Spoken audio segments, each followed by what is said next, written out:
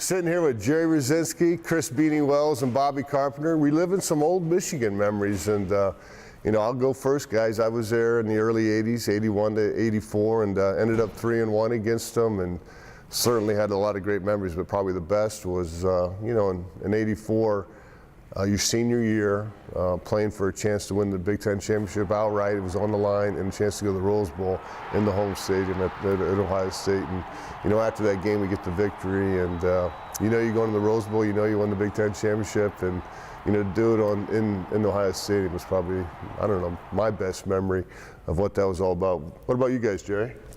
Well, I usually run from the Michigan question. We lost 3 in a row. I redshirted my first year. We beat them that year. That was the Cooper hitting the blackboard and his hands bleeding and all that at halftime. He wanted that win bad, and it was great to see him get that win. Then we lost 3 heartbreakers in a row. My senior year, Tom Brady came into town, the Michigan quarterback.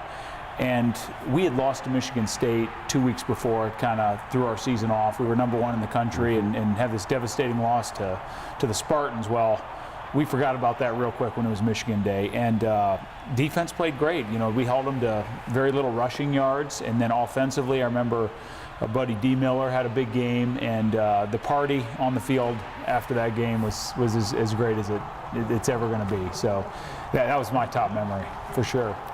I obviously played in the 1 versus 2 game. So yeah, 06. Absolutely. That's by far the best one I've had an opportunity to play in. And, you know, I remember running out of the tunnel, and this had nothing to do with the game. I ran out of the tunnel, and I looked to my right. I see Derek Jeter and Madonna hanging out on the sideline. And at that point in time, I had never really seen any celebrities. So I was starstruck. Right. So being starstruck and seeing them, I remember turning around, running up the tunnel. You guys know how it is outside of the tunnel. Where the recruits come down in the family. My dad happened to be coming down with my little brother. He said, "Beanie, what are you doing running up the tunnel?" I said, "There's a lot of celebrities out there, man. I never played in front of them, so I'm nervous as heck."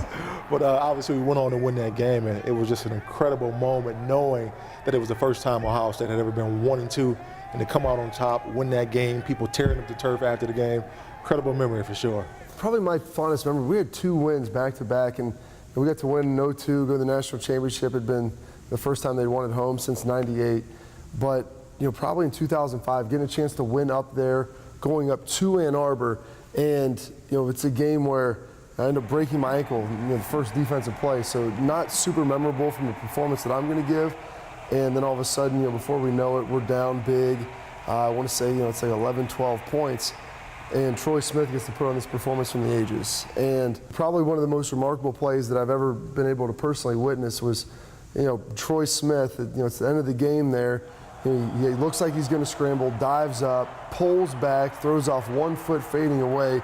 It's Gonzalez just drifting over the middle, goes up, catches the ball, comes down the 5-yard line. So we win the game. I'm on crutches. Everybody's exciting because, you know, it's pretty big to win up there. And, you know, we had Eddie George. He was out. You know, it was his first season being done. He gave us our pregame speech. He comes back in the locker room and is so amped up.